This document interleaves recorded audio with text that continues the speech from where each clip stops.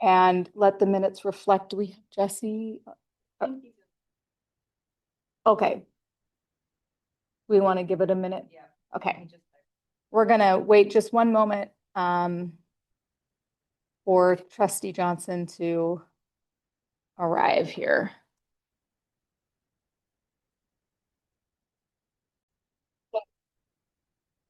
There you go.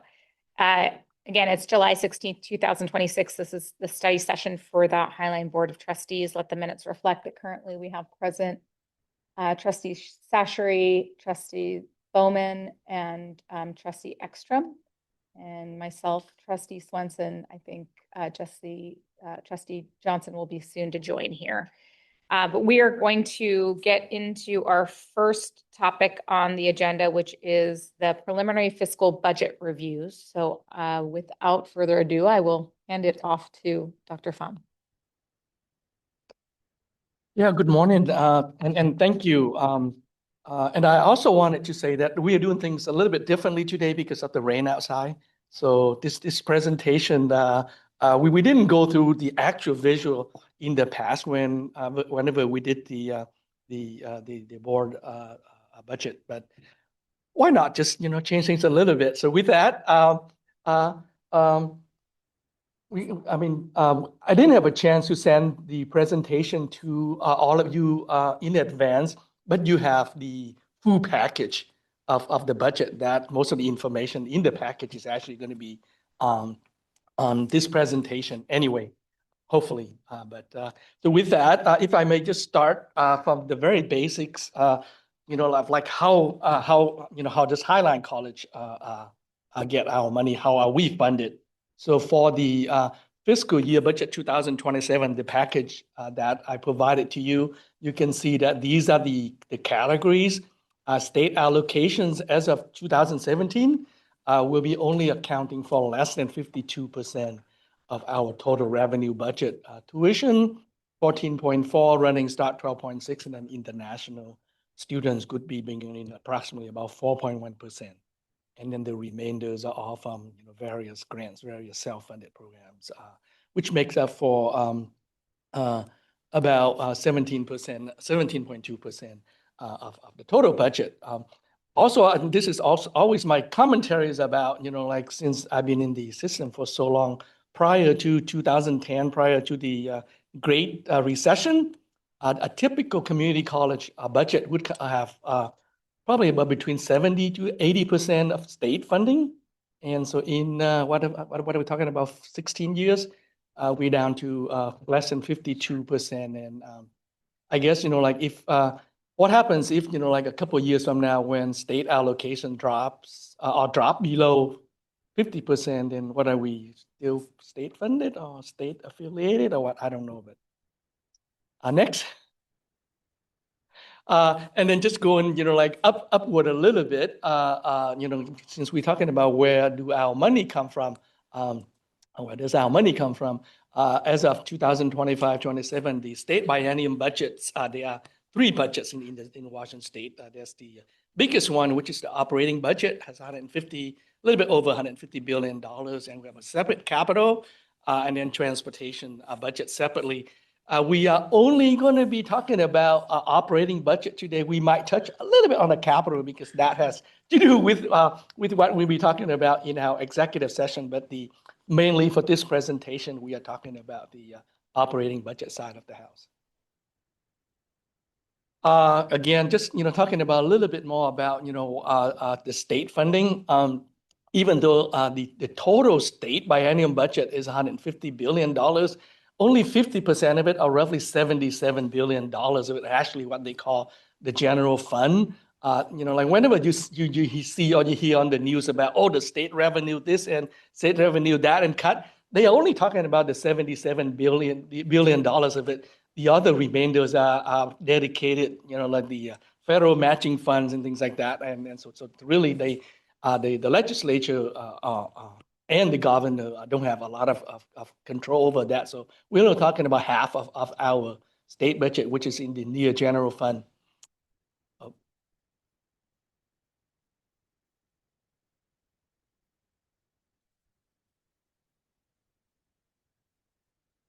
And then we will send you the presentation as well afterward. And here's a quick distribution of where, like where that $77 billion, how the state distributes them. And you can see that by law, by state constitution, human services, K to 12 took up like the majority.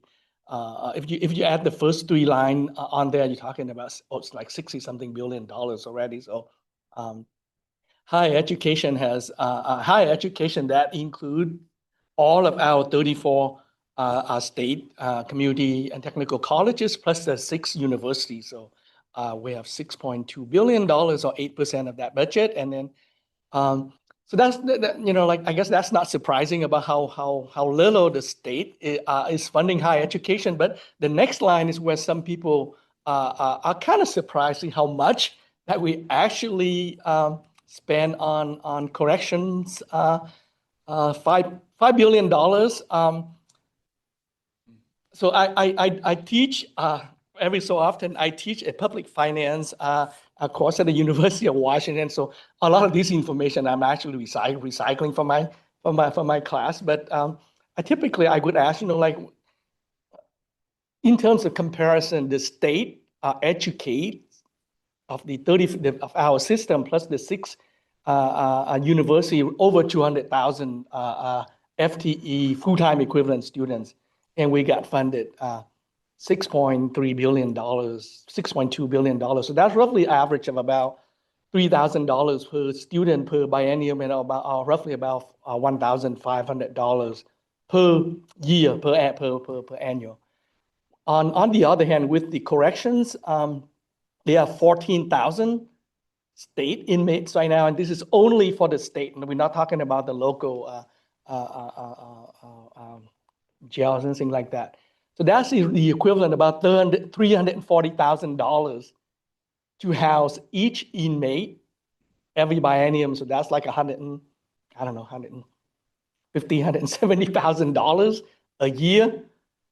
There's something wrong with our priorities as a society. That's again just a commentary on the side. Next. And then just, again, just very quickly to touch on the capital budget, because this may serve as a little bit of background. Again, K to 12, that's the big chunk. So this is where the legislature is treating us kind of a little bit better than the operating side. So of our, like the 6 universities and then the community college system, we get 1.3 versus the K to 12 was 1.6. For community college system, of the 1.3, we get about $350 million per biennium. That in itself is actually not very, very big, because the 6 university would get like 75% of the capital funding, whereas the 34 community colleges, where we actually educate 60% of the total higher education students in the state, we get like 25% of the capital budget. So again, that just only serves as for FYI, as a background for what we'll be discussing next. And then just, within the higher education appropriations in terms of where everyone is, you can see, obviously the University of Washington, they are the flagship, so they get the most money, whereas our community college system, it sounded big, like $2 billion or a little bit over, almost $1 billion a year plus the dedicated account. So our system as a whole, 34 community and technical colleges, we get roughly about $2.4 billion in the biennium out of the total of 6 point something, a third. Not too bad, but comparatively speaking, that's pretty little. Where we educated like the most. I'm sorry, this one is very, very tiny. So we'll just send this. So I just provided the state board allocation schedule of all where 34 community and technical colleges, and Highline is highlighted there. But the next slide probably will be, it's still very, very. I don't know if you can see it all, but so of the $1.2 billion, that is in the pot for the fiscal year 27. Highline College gets about $48.8 million, $49 million. That information is in your board packet, or roughly about 3.8, 3.9%. I made a comparison with some of our nearby colleges. Green River, for example, they get about 4%. You can see Lake Washington, Bellevue gets about 5.1, and then Seattle and Pierce, those are multi campus district. Seattle gets like 9 point something percent of the budget. So just strictly for comparison purposes only. And then just in terms of the fiscal year 27 with the supplemental budget that is now law right now. So here are some of the highlights. In terms of COLAs, our faculty or the I-732 employees, which includes all of our faculty on campus, they would get a 2.6% COLA increase effective July 1st. For everybody else, that will be a 2%. And then for our classified staff, similarly, they get a 2%, but they will also be getting retroactive pay. So remember last year, they because of the delays, let me put it like that, in and other issues, then they did not get a COLA last year, but this year the legislature provided both the COLA increase for 2027, but also a retroactive pay of 3%. However, with all COLAs provided by the system, so we are required to provide the COLAs to everyone, but the state is only paying 79% of it. So the other 21% that we have to make up, by our own tuition and other local dollars. In terms of some of the, I would say like minor, but it really depends on the institution that may be impacted. Centers of excellence. There were 11 centers of excellence in our system. Highline had the Center of Excellence for Global Trade and Supply Chain Management, and that was so all of the centers were the funding were eliminated. There was or there is also a general administrative reduction of roughly 1.5%. Very, very minor, but it is not a across the board cut of the same amount. So some institution may get reduced a little bit more than 5%. And again, it is just really based or dependent on how the funding structure at each of our colleges. Running start, there was a slide, well, it's actually not that slide, but roughly translating to about a 7.2 reduction, but those mainly targeted at the summer quarter. So that, again, may have an impact on high school students who are trying to finish, with the extra summer quarter so they can graduate. So we still needed to see the final impact. And then let's see. There was, and as trustees, you may have heard that there was a, I don't know, it's a demand, but we have to submit a recommendation for, I guess, consolidation, even though they worded very differently. And in fact, tomorrow, State Board will be meeting right here. Our State Board representatives will be meeting right here to discuss efficiency study, which is exactly what that last. I do want to clarify that it will not be all of the presidents and chancellors. There are representative number of presidents and chancellors that have worked with the State Board who have been identified. Nate Humphrey from the State Board will be here. Others from State Board. So just want to clarify that. I will be on campus tomorrow to welcome them, to say hello. But we have WACT next week, and so I anticipate that we will get some feedback with regard to the efficiency report if they're ready to share some information out. We have some of the heavy hitters in the system who have been around for some time, who have a little bit of seniority who will be in the room. And we, at the last Cameron, meeting. Can you turn your mic around? Oh, I'm sorry. At the last WAC meeting, we did have some, and I wasn't there. That was when, with Dr. Mosby, but I did review the minutes, and I do understand that there was some pretty healthy conversation about inquiries that folks wanted those representatives to bring forward. So I just wanted to share that with you. That won't be a meeting that I am attending, but I will have some feedback later on.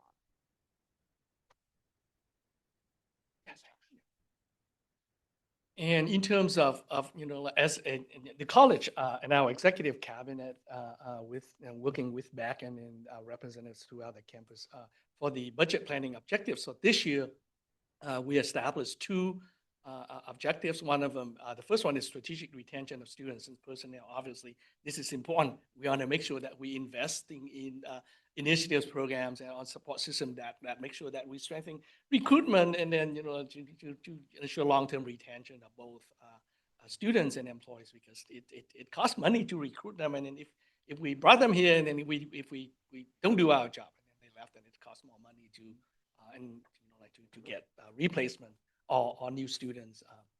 So that is important. And then the second priority is enhancement of our infrastructure, both physical and non-physical. And when we're talking about physical, obviously the buildings that we're in, Highline has an aging facility infrastructure, and then when non-physical, unfortunately nowadays, there's a lot of non-physical that costs a lot of money, which is our software system, things like that, or just our business processes are all very, very expensive, and we just want to make sure that we have adequate investments in those areas. Next. Let me look at my notes a little bit. And just in terms of very quickly, in terms of our budget planning process, what we have done in the past, once the college has established our budget planning. Why are you watching? You're still waiting. Once we have established our budget planning priorities, then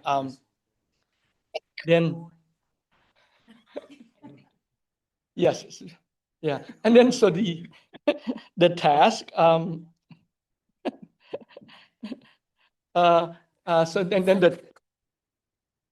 I know, God, I should stand up and dance or something like that, but that's okay. Not today. Not today. Yes. Yeah. Gosh.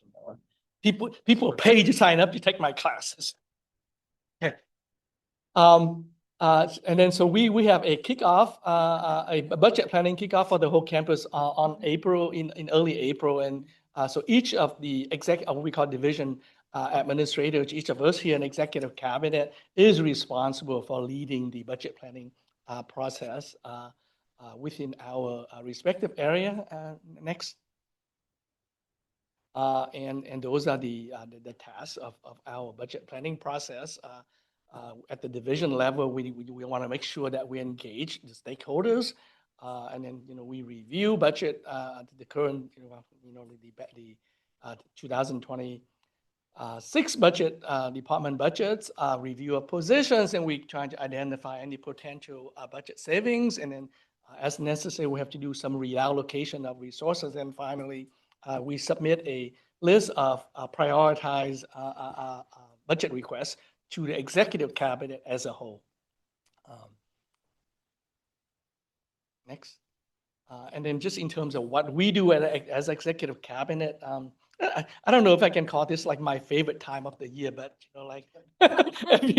I mean, it was like a lot of time spent on the budget in the 3 months in spring quarter. But it's an important task. I mean, as leaders of the college, we try to do our best. We rank the budget proposals, and then we send it to our budget advisory council, who comprises of various stakeholders and representations throughout the campus for them to provide feedback, and then return the feedback and recommendations back to our interim president, and then she and I sat down discussing, and then Dr. Pan made decisions, and then she communicated that to the campus, and then I am responsible for putting everything together, and then we hosted a final campus budget forum in early June to communicate all of those out to the campus community.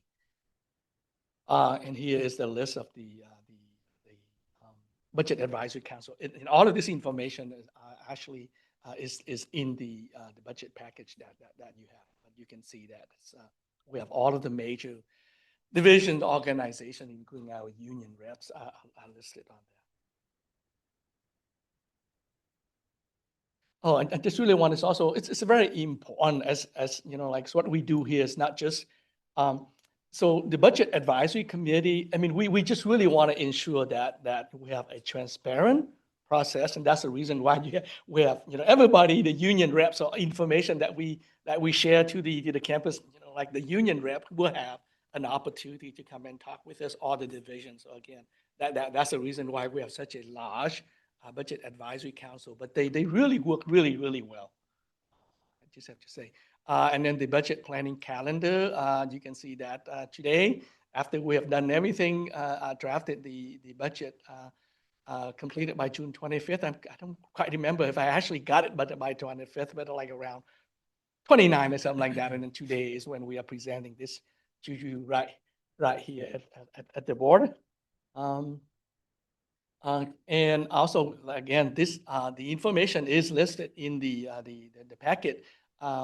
So after all of the budget planning, this is last year.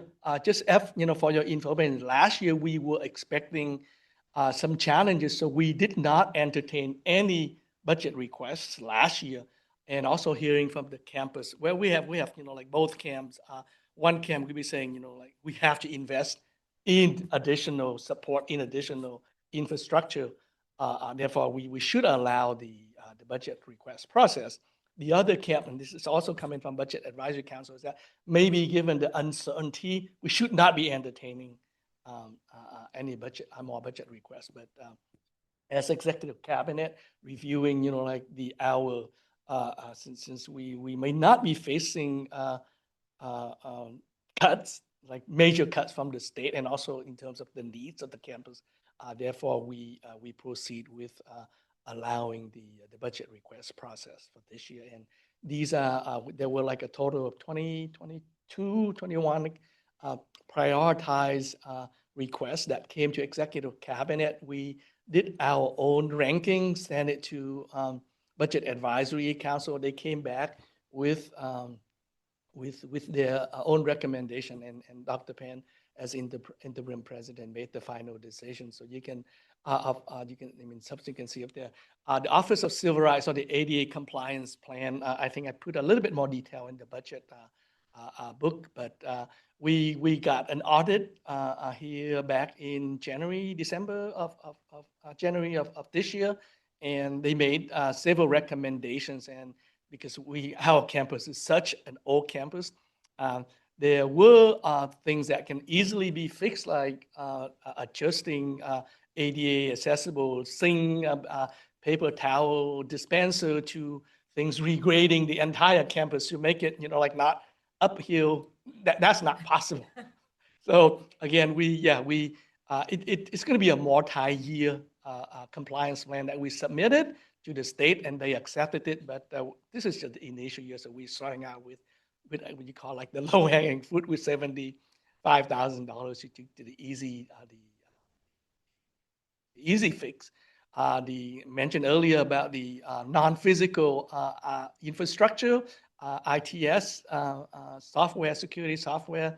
So this is not how much. This is like in addition to a lot of money that Tim already spending, right, Tim? So this is like $200,000 more per year. He was asking for more, but that's all we can afford is $200,000 on top of that. The next one is the student housing retention specialist. We have a grant from King County right now to provide grants to students to unhoused, or students at risk, so they can we can try to put them into our student housing, for example. So that position will be responsible for administering or assisting with the program.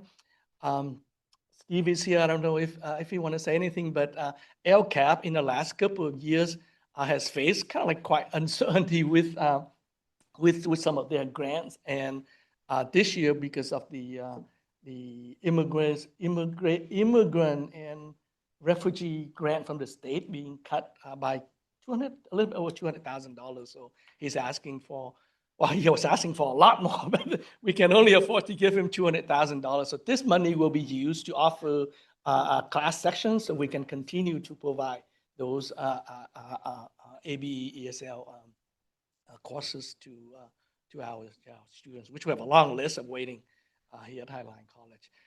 B10 classroom furniture upgrade. So this is one of, like this is to really support our the infrastructure improvement priorities. We have roughly about 100 classrooms on campus, and later when you walk across, many of them is in that kind of state. So this is to literally to go in and do a renovation, even though it said classroom furniture upgrade, but actually Tim is also investing in AV equipment, and our facilities will be spending some money to repaint, replacing worn carpet and things like that. So that would provide us with 9 to 10 kind of like more modernized classrooms to make it more inviting. And then, so that was, we hope the plan is that every year we can, so we have 100 classrooms. If we were to do 10 classrooms a year, so every 10 years, and then we would have like a brand new set of classroom furniture in all of the classrooms. It is an ambitious plan. I don't know if we can actually do that, but we'll see. So we're going to start now with this one first.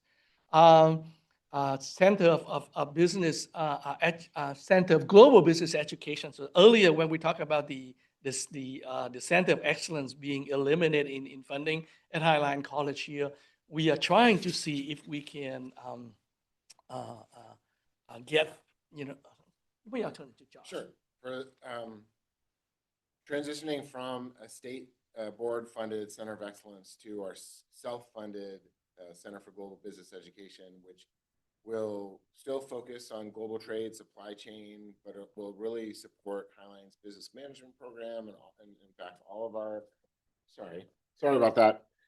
The Center for Global Business Education will provide support for our business programs here. It will be a bridge between our Small Business Development Center and Start Zone. It will work with our local business community, especially port impacted businesses. And what we're working to leverage that $62,000 from the college to get other outside funding. So we have a community funded request to Adam Smith's office. If the federal budget passes this fall, that's a big if, but if it does, there's some funding that would come to support the center there. We've been having meetings with the Port of Seattle to expand our interlocal agreement that provides support for the Small Business Development Center to also include funding for this center, and that would be next spring when that funding would start.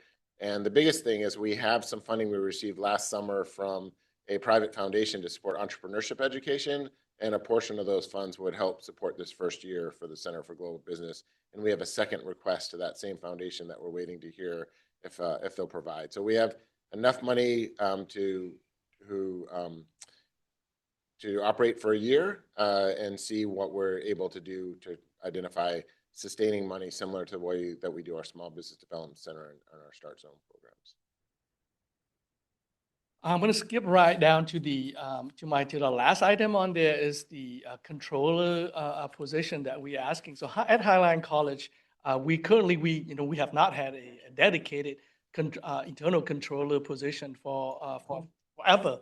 And given there are quite a few new financial requirements coming from the state with the student debt collection, with this and that, and then with accreditation requirements, we felt that it would be best for us to, again, we're trying to look at future risk here, and we felt that it's important for us to have a dedicated controller. Plus, our finance staff is very small anyway, where we feel that this is a much needed position for the college. Now the question is, So all of the personnel costs that you see up there, that is inclusive of benefits, which means that, for example, if we're hiring somebody at the budget is $120,000, 30%, 33% of that is benefits alone. So the position itself is probably like 80 something thousand dollars or 90s. In this day and age, I don't know if we can get like a very, very good controller for that cost, but we will try. Let me put it like that. And then the last two items that were submitted as a budget request, and thanks to Josh and the foundation, we cannot, we don't have the college budget to incorporate them this year, but we have a community pantry that is in a location that is expanding in need of either additional space or just actually it's not just minor, some significant renovation, $300 something thousand. Josh, as a foundation, has volunteered. Maybe once we have identified a location on campus, a foundation can work to raise money to support that. The foundation doesn't have $7,000 to pay for that right now. Am I correct, Josh? Right, we don't have the money Yeah. right now. Yeah.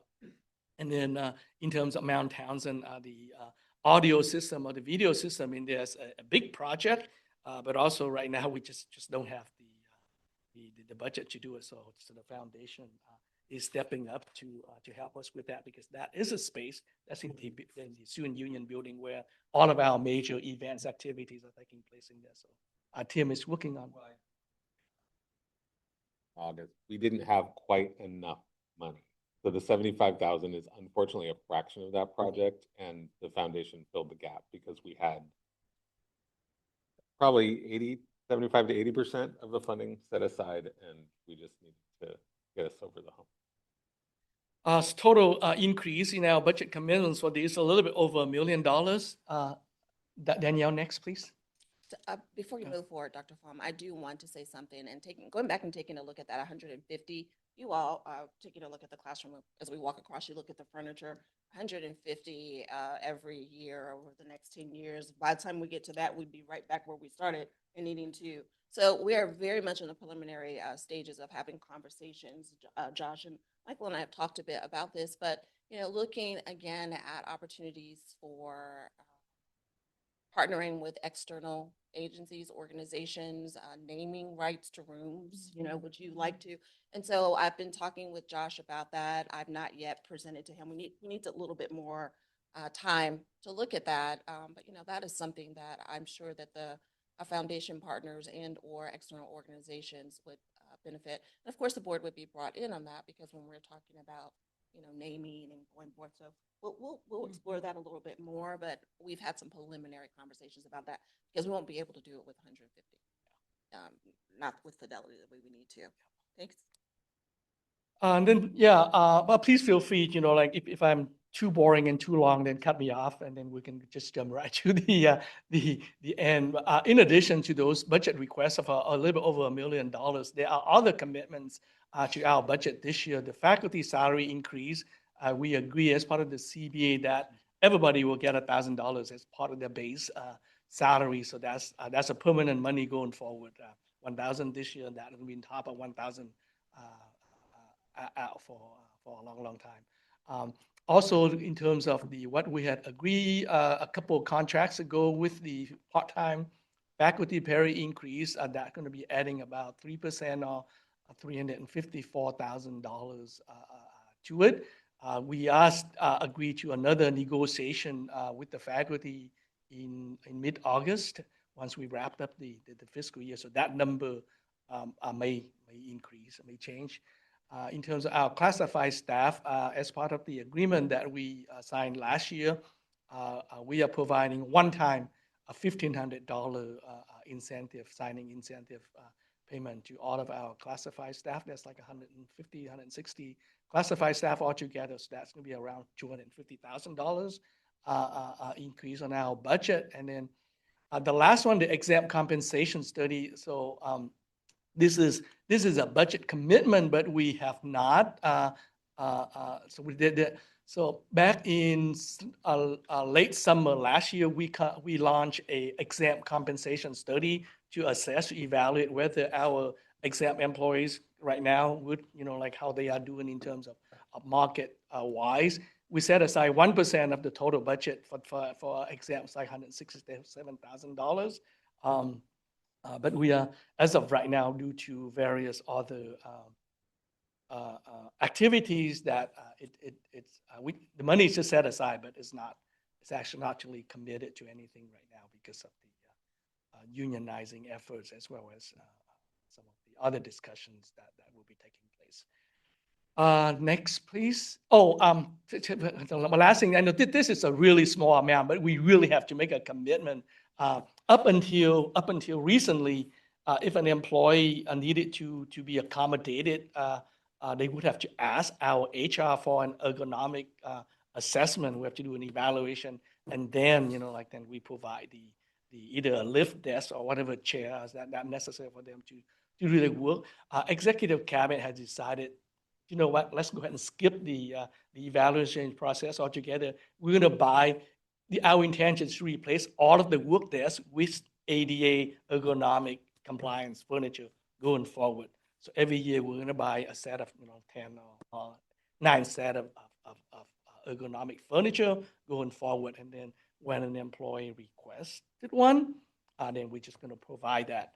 Now, with all of the renovation on campus, wherever we go and renovate offices, they automatically will get ADA ergonomic furniture automatically. So this is only for retro, for people who are not moving or who are not getting into new offices. Capital, this will need to be a separate conversation because this will take a lot of time. So we definitely would like to ask, more time maybe in the year to discuss. But yeah, so that will be a separate conversation altogether. So the budget is in front of you. This is in the budget book. We are proposing our revenue budget of roughly, I can't see it that far, but it looks to be like around $94 million for the fiscal year 27. This is an increase of roughly $3.5 million from the budgeted 2026. In September, when we come back to you with the finalized version, what you will see is the compare of the projected versus the actual. So right now, we don't have the actual year-end fiscal 26 just yet. So we only compare it to the budgeted portion. But in September, we will come back with that column instead of just budgeted 2025, 26. It will be actual, year-end information. Next.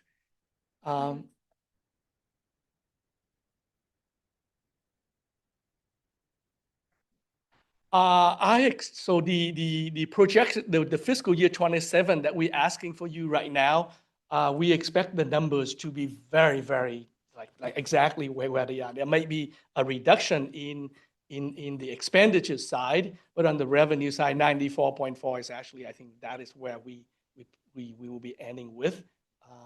On the year end for the 2025-26, those numbers will change because I think we actually were doing a lot better than budgeted. So I would say that, like, even for taking example of the tuition, we are actually collecting about 13 point something million dollars for last year. So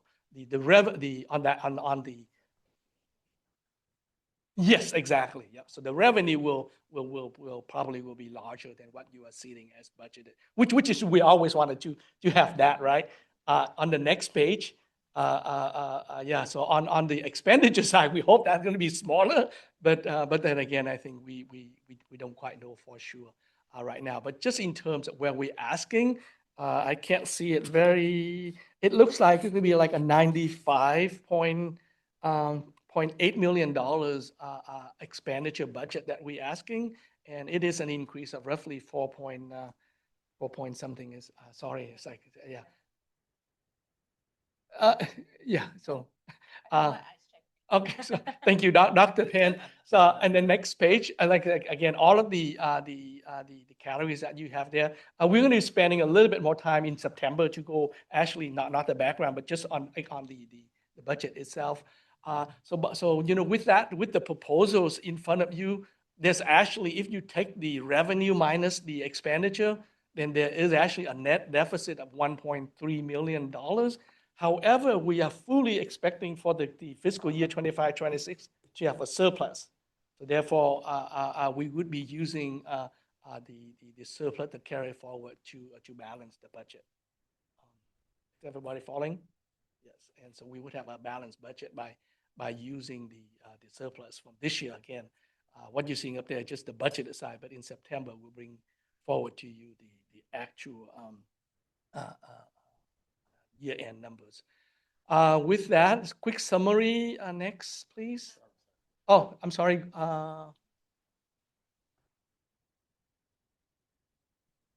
You can go ahead, Travis. Did you have a question?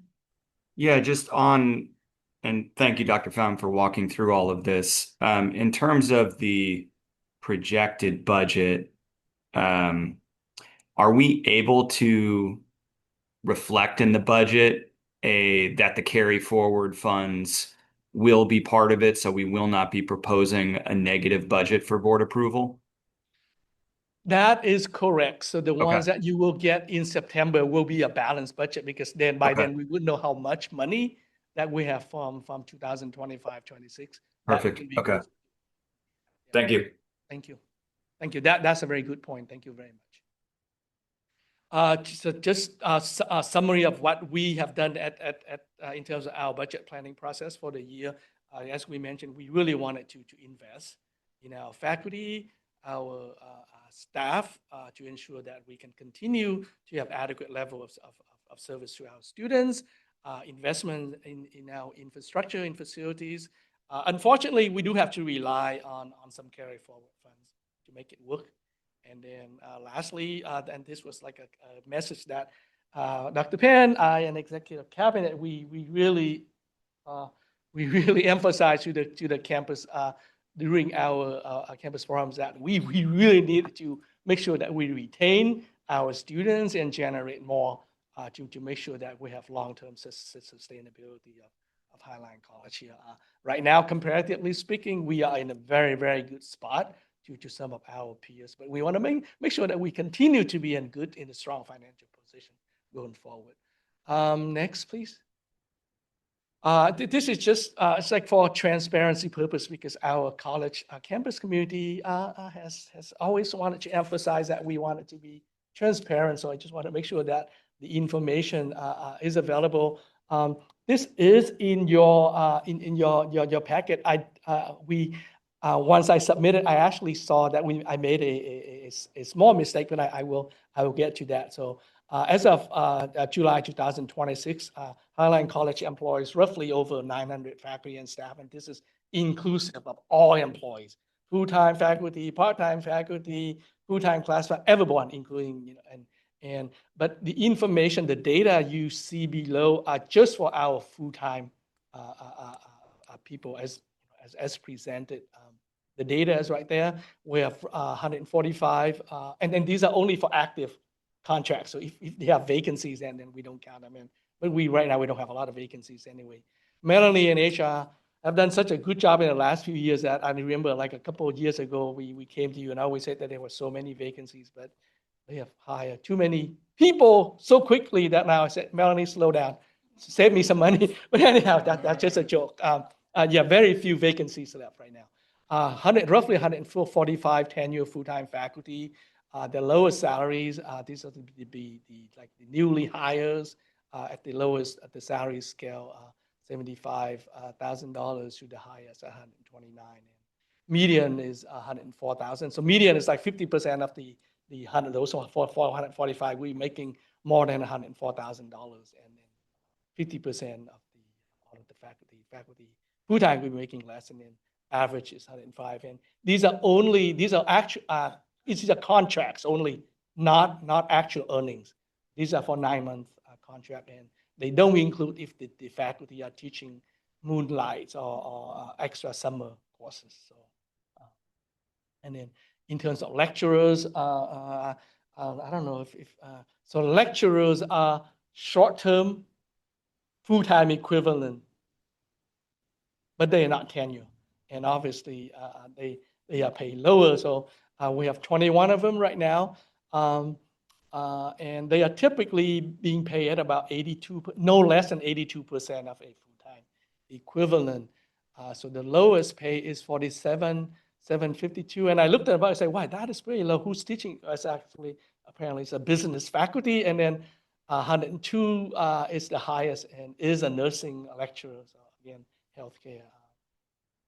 And in terms of the staff data, so so I had to make a correction on the staff data because I downloaded a couple of the positions got switched from one. This is compared to the information on your booklet, and I will resubmit a correction afterward. But these are all full-time classified staff and exempt staff only. And then it's just in terms of exempt salary data, we decided not to include the interim president's salary because technically she is your only employee. And also, by including her, they may school the actual average. So we have a total of 155 classified staff, excluding a couple vacancies and probably about 6 or 7 part-time classified staff. The lowest salary on this roughly about $44,000, which is actually our beginning custodian. Highest salary for a classified staff on campus is $124,000 annually. These are all 12-month salaries. And no surprise, one of Tim's ITS employees, obviously IT personnel, we do have to pay them roughly to the market. And then median, again, is about $62,700 and average is about 68 right there. The IT employees do school that a little bit in terms of. And then, in terms of exam, we have, as of, is that number right there, 193 right now as full-time. There are six less than full-time that I did not include in there. Lowest salary there is $56,000 and highest is $2,004. So the lowest salary there is actually, I looked it up to see so that is an outlier. It is a unique position. It's our aquarist, the person who works with the aquarium. And that is the only unique position that is kind of outlying. But our advisors currently would be the group at the lowest scale of the salary scale, and they all start around a little bit over $59,000 annually. The highest salaries, obviously, is one of our vice presidents here, and then you can see the median is 79,560 again, so that is where we're in the middle, and then average is about 97 on the exempt side of the house. And lastly, next page, enrollment targets. This was communicated to the campus. We are, in terms of where we are in 2025-26, and to make the budget work, we really need to generate another 371 something FTEs for next year. Doesn't sound that big, but it will take some work to get there. Just as a general reminder, with FTE, it's one student taking 15 credits or a combination of 3 students taking 15 or any iteration of that. So that's what we're looking at. We really focus on FTE. Headcount matters, but we need to make sure that those students are, taking classes. And so the target areas that you see here are what we continually reiterate. And I was having some dedicated conversation with the college community to say that we really need to be on top of this from not just the executive cabinet, our VPs, all of our deans, associate deans, all the way through. It's going to take all of us to move the needle on this, and it's paramount. This is how we will stay above the fray. Lastly, There's another question. oh, Travis. yeah, can't see from here. Go ahead, Trustee Ekstrom. Sorry to interrupt. Dr. Penn, I haven't been able to hear you the last few times you've been speaking. I've been pinging people in the room, but I apologize. Is this better? that is so much better. I can hear you Okay, now. I So have the microphone. I apologies, will, I missed all three of your yeah. comments. I will say just quickly that with regard to FTE, what I clarified, Trustee Ekstrom, is that FTE is what we really focus on. Headcount is important, but it's the FTE that gives us the return, the funding, and that one FTE, for instance, is one student, for example, taking 15 credits, or any iteration combination that leads to 15. So it takes 15 to make one FTE. And I apologize for that. I just had the microphone on the table, so thanks for letting me know that. I'll hold it in the future.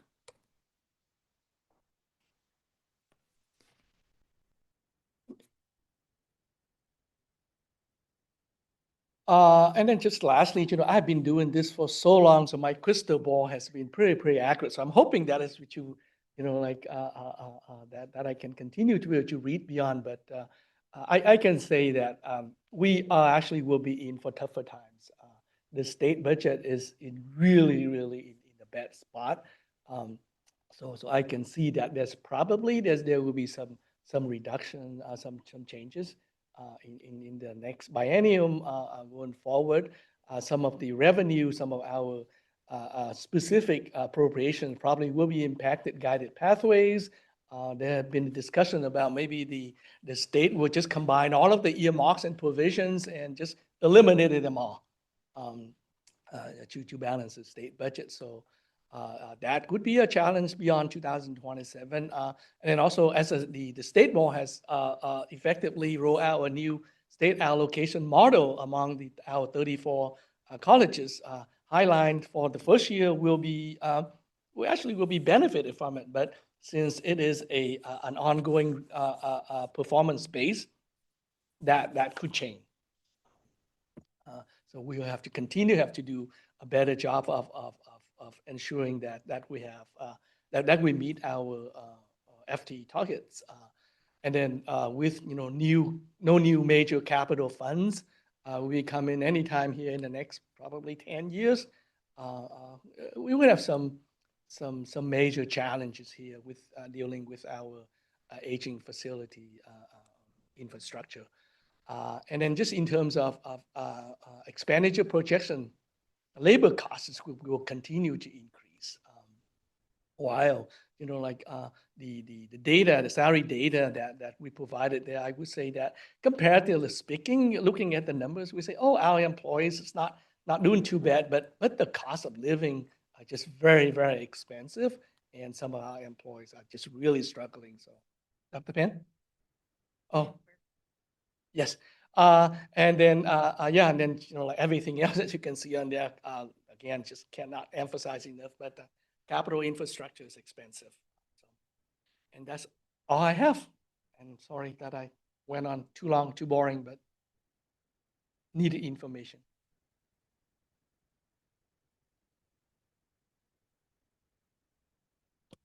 Any additional questions from the trustees?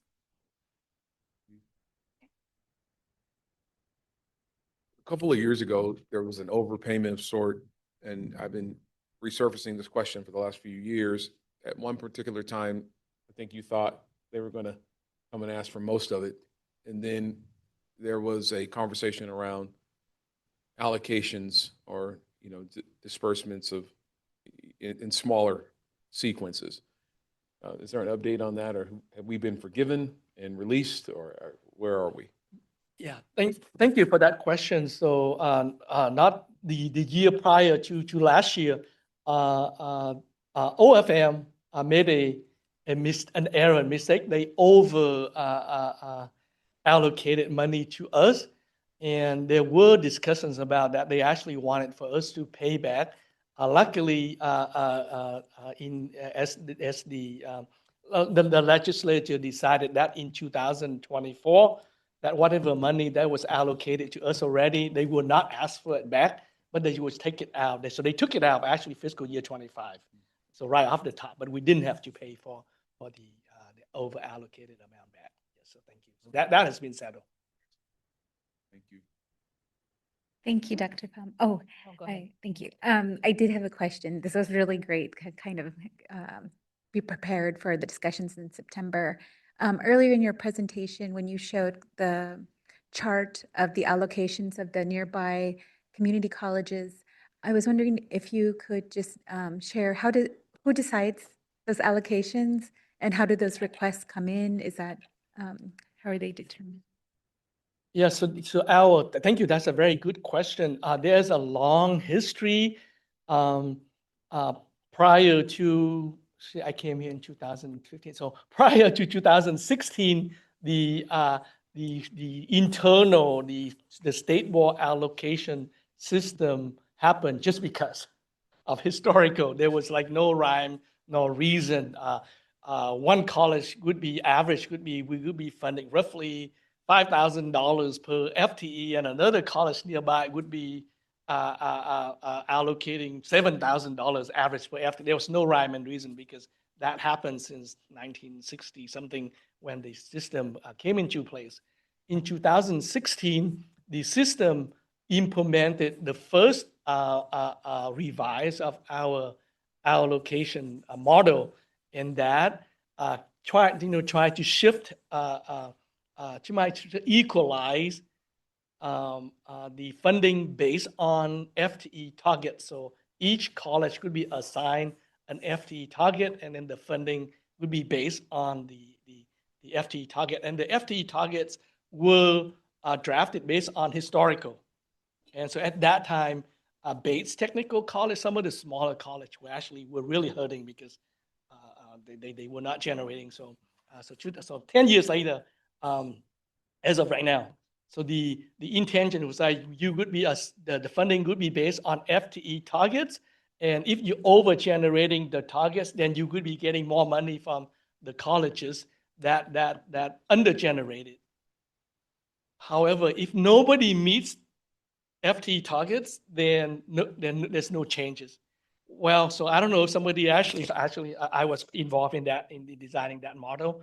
Well, maybe we may have like expected that nobody actually would be meeting our FTE target. So for the last 10 years, we implemented this model. Nobody in the system actually met our FTE target. So no funding changes since 2016.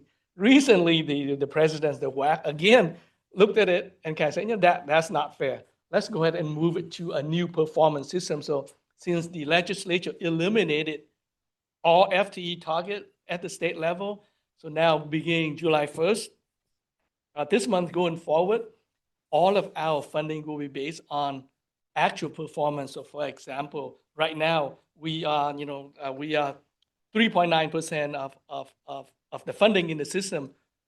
If next year, if we are only generating 3.5% of the total FTE generated, then Highline would only get 3.5%. But if we actually generate 5%, then we would get 5% of the funding. So it's all strictly based on performance going forward. So that slide that we're talking about FTE targets, that's only internal to us. We have to generate the FTEs. If somebody else, so if somebody else generating more than their funding right now, they will get the funding based on the number of FTEs that they educate students.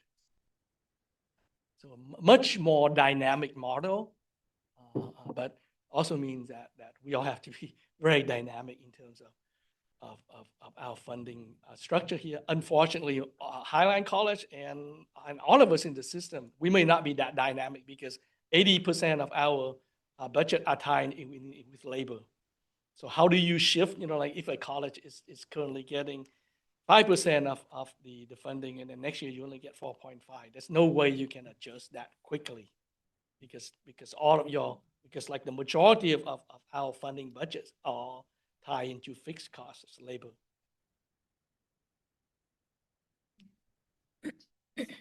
As a follow-on to that, I wonder if there's a sense of like how do we compare in modernization efforts to other surrounding institutions? So whether like upgrades on campuses, buildings, aesthetics that enhance classroom, I mean, it's technology aligned as well. How do we compare to South Seattle or Green River or others? If I may be very, very blunt, Highline College has prioritized labor over everything else. So salary-wise, faculty, we are doing very well. We are like right up in the top 5 in terms of investing in our employees. If you ask our employees, they don't think that is the case. But comparison, whereas in terms of investing in infrastructure, we are probably like in the bottom 10. I mean, resources are limited. If you invest in one, there may not be enough money to invest in another. I mean, that unfortunately that is the case.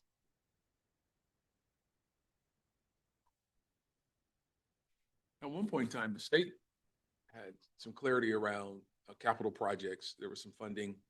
And I know there was some type of cut, you know, imagine that. But has the state allocated any funding for capital projects for Highline, or has that totally been dismissed? So 10 years ago, the state annually, quote unquote, allocate over $500 million for state capital projects. This is over 10 years ago. And I just mentioned earlier, now we are down to like $350 million going forward for the next 10 years. Take it into you know, inflation or anything like that. The over, you know, 500 something million dollars 10 years ago, probably like we're talking about $650 million. And right now we're even less than half of that. So yes, the state board system has approved a list of major capital projects where Highlines has 2 of them on there. But the system, the legislature has not allocated any money to support that list. So we are being delayed further and further. And actually that's a good transition to what we're going to be talking about next in our executive session in terms of capital. Thank you.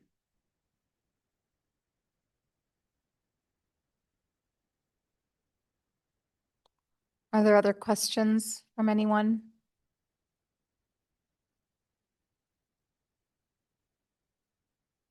Okay.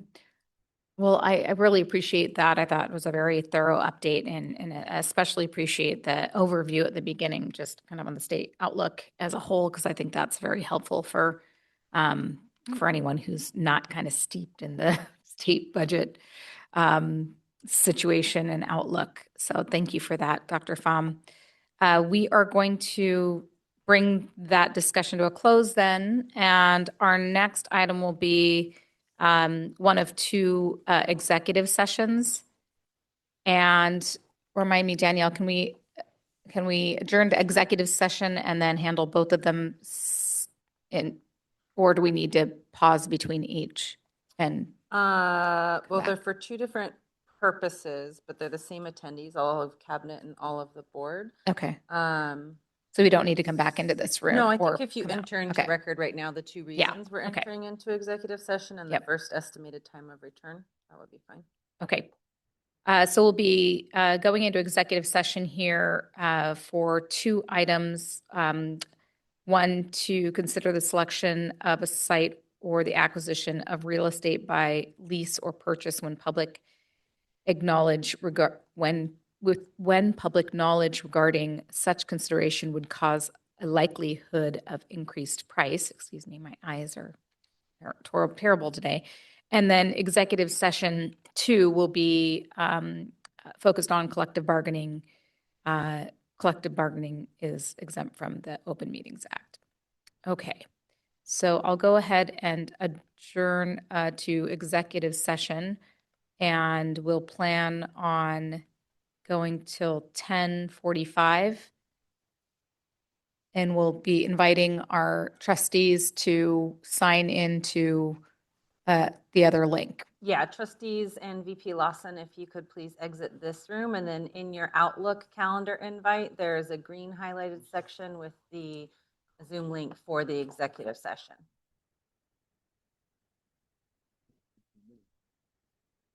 This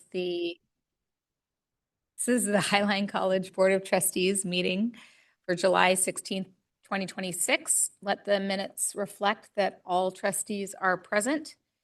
And I'll move straight into the approval of the minutes. So we have the approval of the minutes from the regularly scheduled meeting of May 21st, 2026. Is there a motion? So moved. Do I hear a second? Okay, so I had trustee Bowman moved and trustee Johnson seconded. I'll call the question. All those in favor, please indicate by saying yay.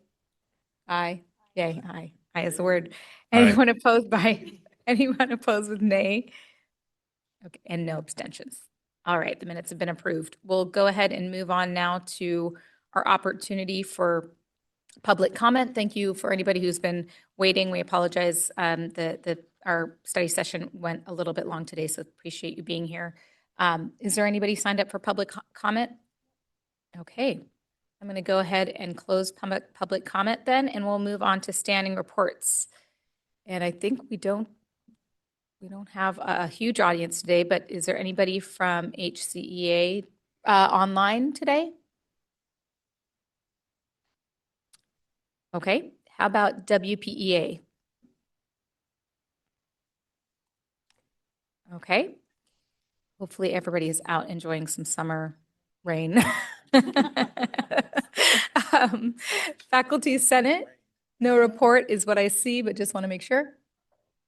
Okay. The Associated Students of Highline College, I see no report. Okay. And Highline College Foundation, Sharon, you have the spotlight. Woo! This is pressure. At least I don't have to follow anybody really entertaining, so that's good. Well, good morning, esteemed trustees and members of executive team. In the college's post-graduation glow, the foundation is happy to report that hard work by Tanisha Williams to continuously streamline the process of applying for scholarships has led to helping more students than ever reach their goals with less delays this year. So that's a really exciting goal that we've been working on, and she's done great work.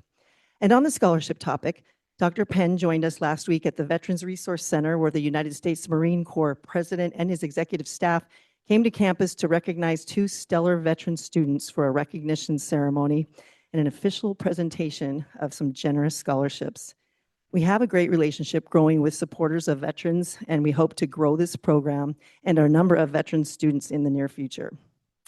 The foundation helped support the Seattle Southside Chamber's Leadership Conference this past Friday, where Highline College was the site host, and among about 200 attendees and speakers, great messages were shared and strong connections made with others who share our common goals, leading to success in students' life.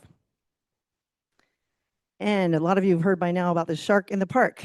Shark in the Park event this weekend was so successful. Thank you all of those who came to support it. But mostly we want to let you know that this event was put on with partnership between the Highline College MAST, led by Russ Higley, and amazing hard work by partnerships with the city of Des Moines, who reportedly are telling us 2,600 people attended. The community surrounding the MAST is telling us they have never seen the community come together like this. Highline College had 3 separate booths. We were well represented. Outreach was there, continuing education, and STEM leaders like our own faculty Top Gun Eric Bear conversed with attendees for hours in hot sun Sunday afternoon. If you weren't able to attend, it was a great sight to see, and great note that the South King County Fire Chief also worked with the MAST to have the fireboat out on the sound, so that was a great thing to see. Also, public safety facilitated and monitored people parking up at the college to make shuttles down to the MAST. The Mariner Moose made an appearance just in time to unveil the new 6-Gill Shark Way. That was so much fun. And special thanks to Tony Johnson, who just joined us here. His community marketing team and communications team gave us tons of media posts and materials before, during, and after the event. And finally, as we continue to cultivate and grow relationships within communities of our feeder school districts, we are excited to be supporting in kind the Waterland Festival this weekend. And we'll also have some presence in a degree following the block party, where the city is, for the first time in many, many years, if ever, blocking the whole Marine View Drive down for 3 blocks for the whole evening. So if you're out and about in the neighborhood, come and support your community's college. That's the end of my report.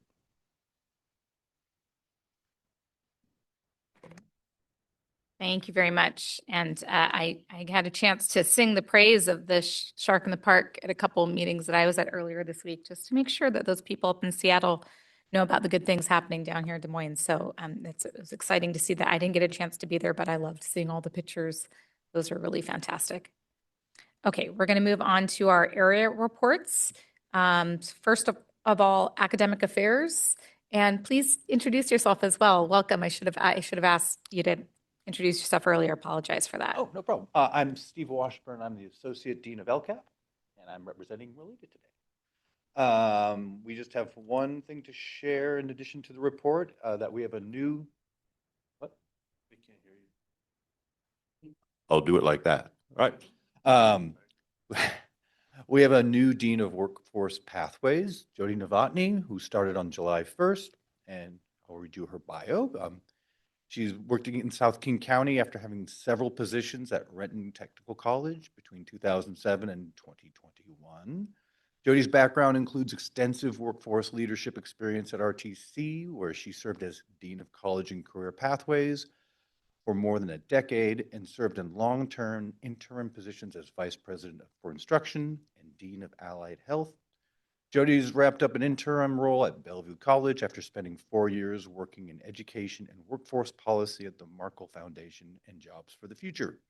Prior to Jody's administrative experience in Washington, she taught in workforce education, adult education, Spanish, and linguistics programs within the community colleges and four-year institutions in Colorado and Missouri. Jody's developed partnerships with organizations that are deeply embedded in our communities and is committed to providing high-quality, culturally responsive instruction and services to students. Welcome to Jody. I look forward to working with her. And the rest of the report stands. Great, thank you very much. And we look forward to seeing Jody sometime as the college new year gets started. Administrative services, Dr. Pham, do you have any voice left? Yes, since I have not spoken this morning, I have a long report to provide, but actually, given the time constraint, I will leave my written submitted report as it is, and thank you very, very much. Thank you. Diversity, equity, and transformation. I don't know if we have anybody reporting on behalf of the team today. I know that Maribel is taking some needed time off. Great. Okay. Human services.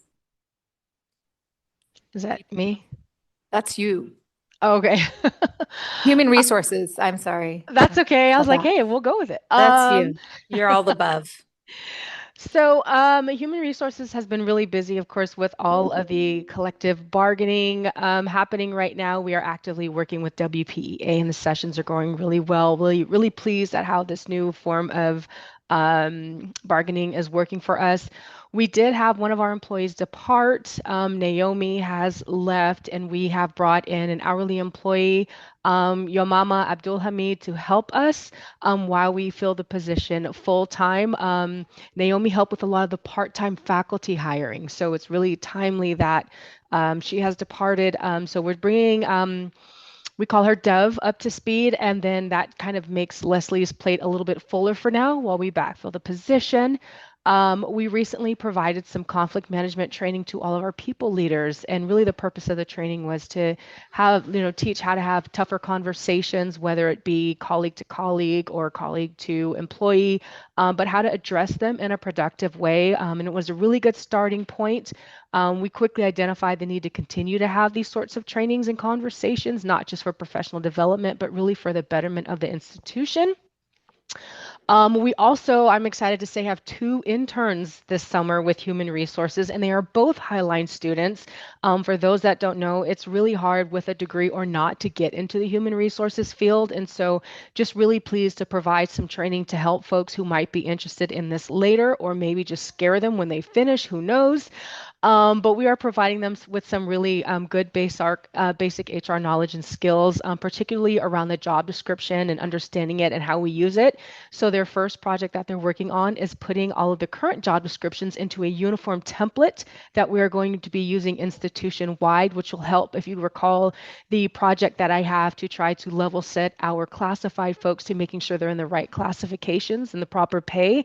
So we are already starting that process. So really, really excited about that. And then if we get through that project before the internship is up, we want to start teaching them about things like contracts that we have for our faculty. So lots going on in human resources, and just really, really pleased with the team and everything that we've been doing. As you heard in the budget call, we did get approved for one additional headcount. And so we are building that job description as we speak. So it'll be a good year for HR. That all sounds great. Thank you, VP Lawson. So Mhm. we'll go to Information Technology Services and Tim. Thanks. I am gonna let my report stand this week or this month, unless anybody has any questions.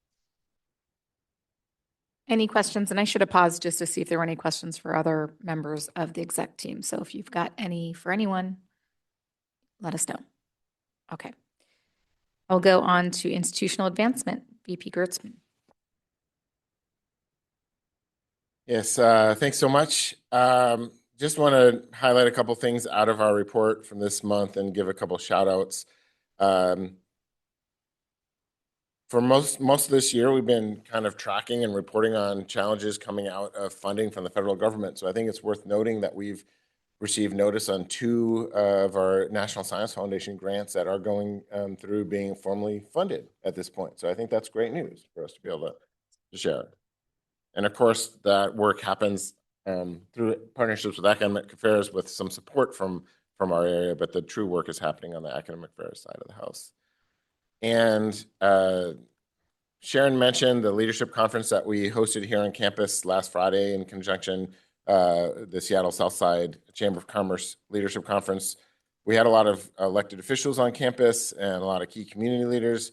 I want to give a shout out to Dr. Penn for joining us that day, spending the day networking and connecting with those community members, as well as really helping increase the presence and representation of the Office of the President out and connecting with our community partners. It's really been making a difference as we're trying to move, represent the college and move some projects along. And also, a couple mentions add on to what Sharon talked about from Shark in the Park. In addition to the 3 departments that she mentioned, our TRIO department was also there out in force and connecting with current and past students. And public safety, in addition to helping make sure that we had spots here on campus to do the shuttle, did provide some great first aid and support for the event. And it was great to see Trustee Johnson and his family in attendance and connecting with the community, and especially that Mariner Moose that Sharon helped us get. Shark in the Park was great. It was funny how much having the Mariner Moose in attendance added to the event and how excited people were to have that presence down there. And then even more popular than the Mariner Moose was having Governor Bob Ferguson come to Highline College's campus on Monday to help make a major policy announcement regarding FAFSA and WAFSA completion, and the desire of the governor's office to make that a graduation requirement for K-12 students coming out of K-12 in Washington State. I'm sure that Dr. Penn might reference that again, but again, that's an example of Dr. Penn's presence in the community and helping bring that attention to Highline College in our service district. So I just wanted to share those highlights and answer any questions you might have from the report.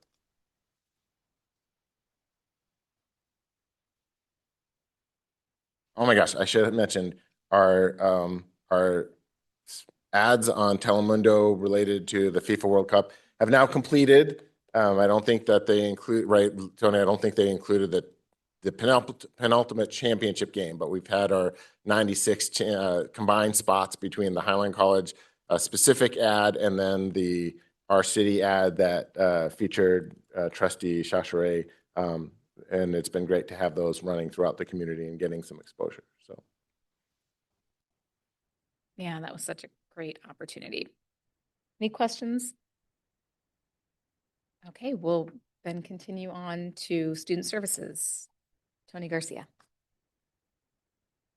Good afternoon or good morning. The only thing I want to highlight on my report is just thanking everyone that participated in commencement, especially the staff and faculty that were there, and then all the trustees and everyone that contributed to making it a successful event. Just know there were a few things, few hiccups that we already noted, and there's planning efforts already started for commencement 2027. So be ready. It's going to be bigger and better. And the rest of the report stands. Thank you. Thank you so much. Okay, and that brings our area reports to a close. Are there any questions or comments from any trustees before we move on? Okay, we'll go ahead and move on to our president's remarks and I'll pass it over to Dr. Penn. I think that based on the conversation that we had today, first of all, thank you, Dr. Pham. I mean, that took a lot of depth and breadth today, and I just want to give a round of applause to him because it took a lot of preparation on his part. And I think that what you see reflected with Dr. Pham is what I see every day reflected with all of the work that is happening with our vice presidents, our deans, directors. This is the work that is happening throughout the college community. I'm very proud to be a part of and to work alongside the other members of executive cabinet. It is meaningful. We are turning a corner, and it's good. It's good. And our directive from me is that we're student-centered. We're focusing on students, and if it isn't in the best interest of what we're doing for students, then why are we doing it, right? And so that is beginning to permeate throughout, and I'm just very, very proud of the work that we are doing, and specifically with the work that I'm seeing and participating in with the members of executive cabinet. I have about 4 things that I want to share with you that stands outside of the scope of what's in my board report. I'm typing here on the side because it wasn't what I wanted to talk about initially. Some of it was brought up in the meetings that we had today. So I want to talk a little bit about FTE, the clarification around that and why it matters. In what we do. We want to see so many students on campus, and we want them here. But what's important is that we have those students, that they're here, that we onboard them, that they're taking classes, that they're generating the FTE. That's the selfish part. It's the good part. It's what helps to advance our revenue and help us to pay some of the bills around here and some of the other things that we need to do.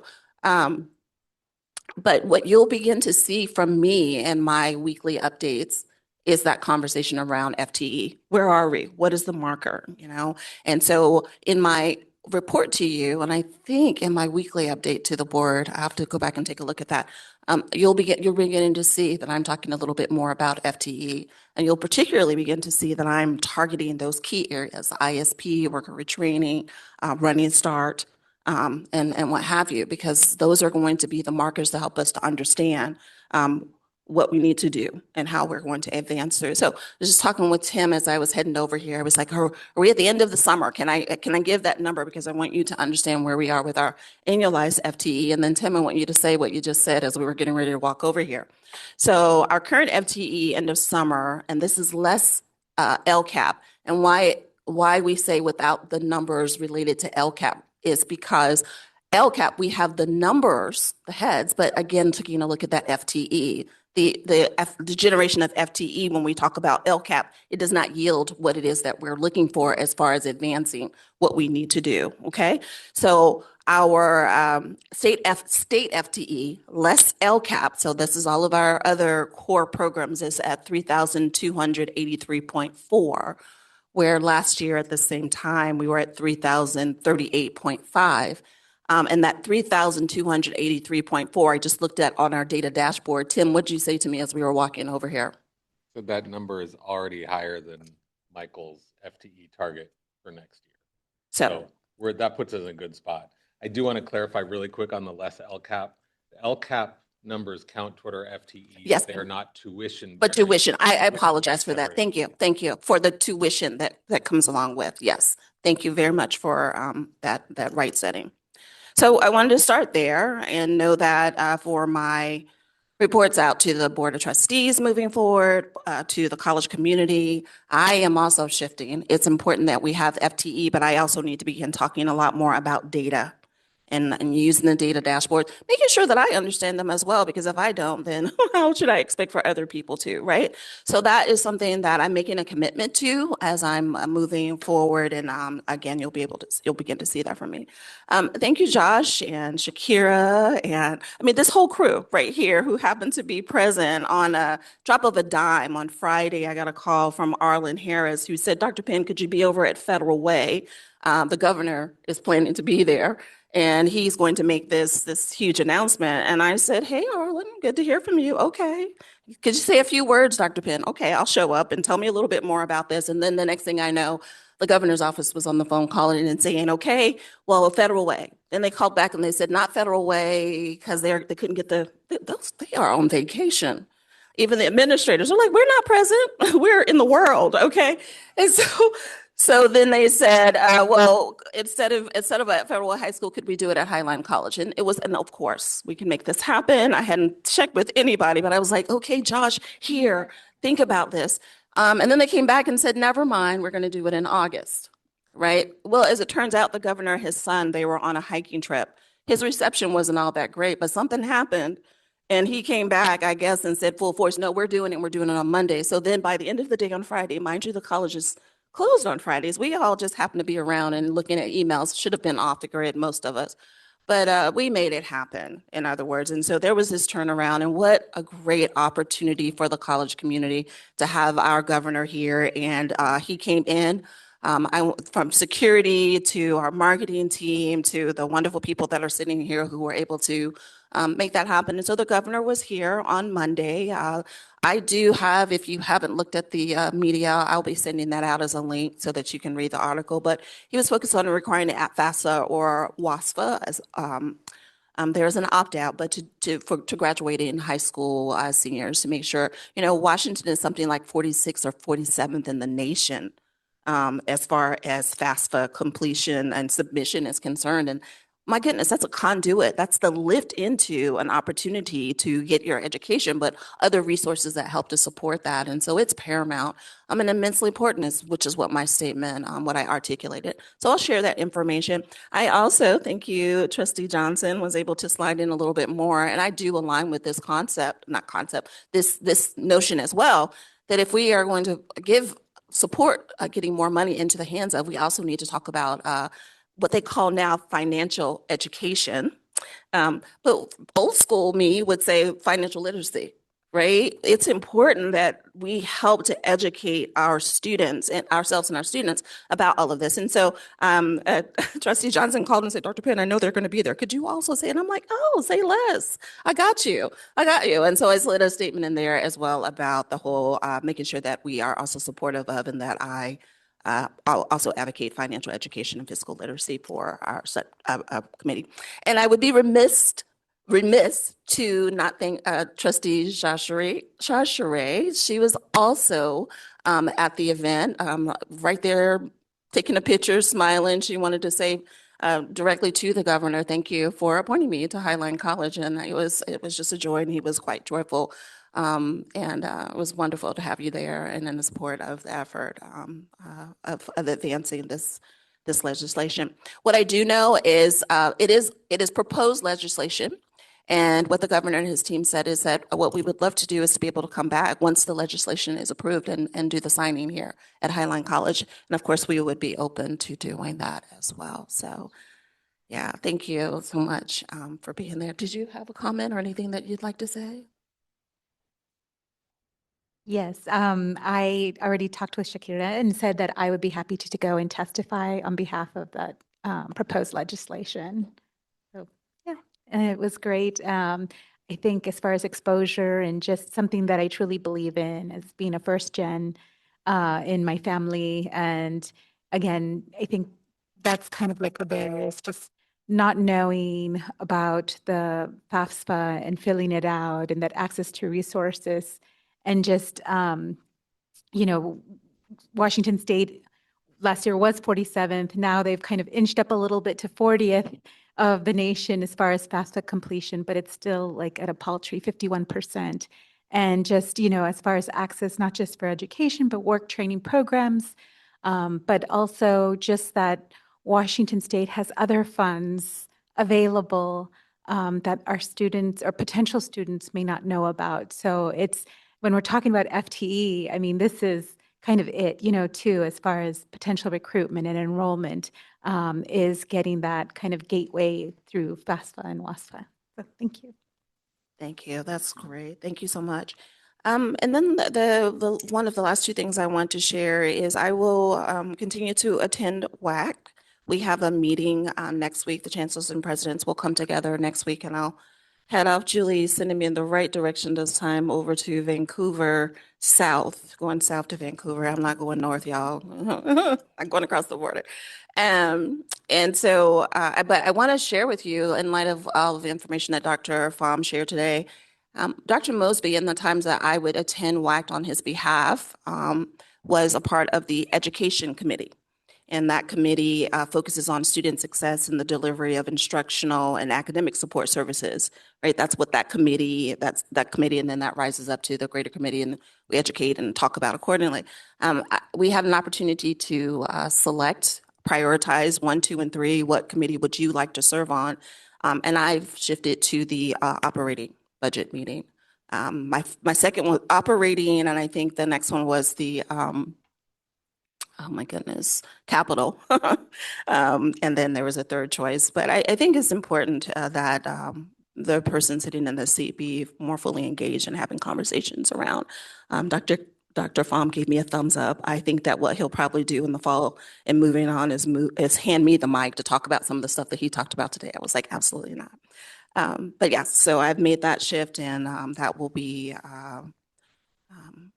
information that I will be able to share and talk with him more closely about in the rest of the college community. So just wanted to share that with you.